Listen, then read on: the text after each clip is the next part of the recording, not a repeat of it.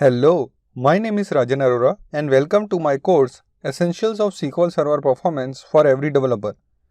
You are watching the video of Module 6 Applying Common Performance Practices Part 2 Use Parameterized SQL. If you are new to this course, please start it from the course introduction video for better understanding. Thank you. One practice you want to make sure to adopt to use parameterized SQL statements in your data access layer.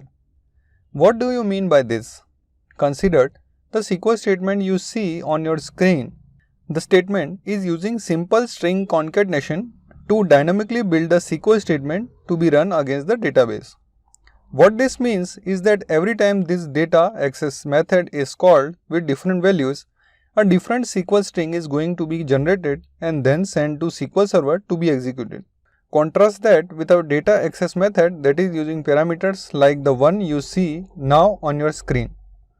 These two values with the @ sign in your statement signify SQL parameters to SQL Server, and then down here we attach the values that we want to use for those parameters when we submit the statement to the database. So every time this method is run, the same SQL is sent to the SQL Server, and it's just the parameter values that are attached outside of the SQL text that will vary. In SQL Server, we will then be able to substitute those parameters up on the server itself. There are big two advantages to this approach of using parameters. First, this helps prevent SQL injection attacks, because any value passed in this way are automatically escaped by the database. So it doesn't matter if a malicious user has included some code characters or other special characters in here to try and do something nefarious. Those characters are going to be automatically escaped in our statement, and that goes a long way into feeding SQL injection attacks like this.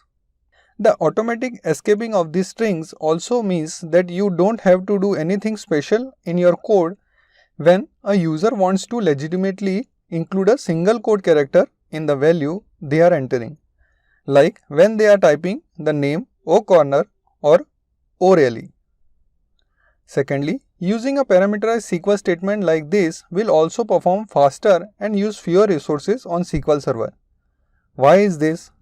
Remember that every time a SQL statement is sent to SQL Server has to determine an execution plan of how to execute that statement.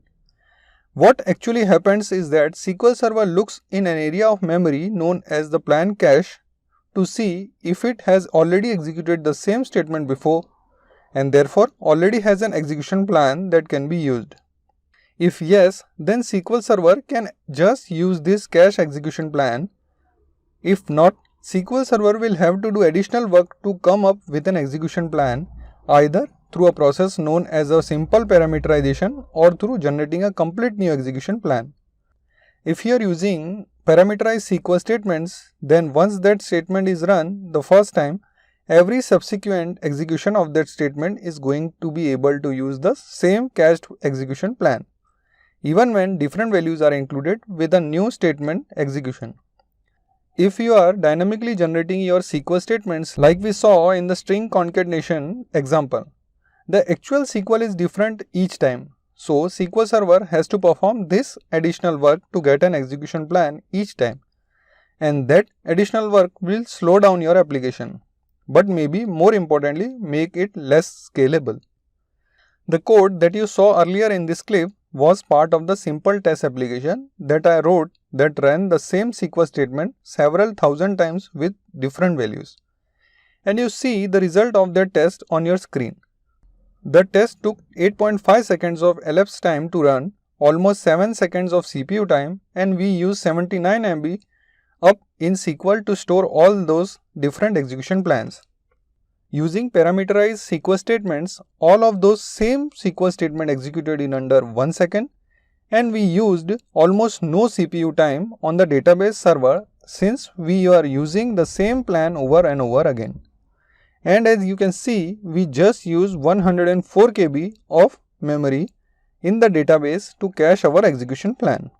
So we see that using parameterized SQL not just makes our statement execute faster, but also consume significant fewer resources on our database server.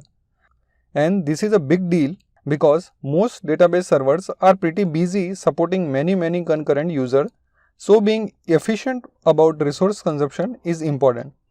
If you are using an ORM like Entity Framework Core, or Hibernate, these tools should already be parameterize your SQL for you.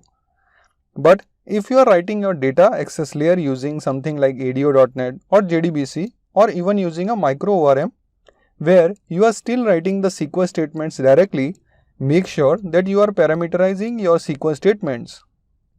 This will provide a performance boost for your application, as well as help to keep you safe from SQL injection attacks.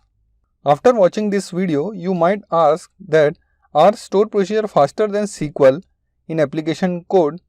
So we are going to see that in the next video. If you like this video, please do share, like and subscribe to my channel for more such videos. Thank you and see you in the next video.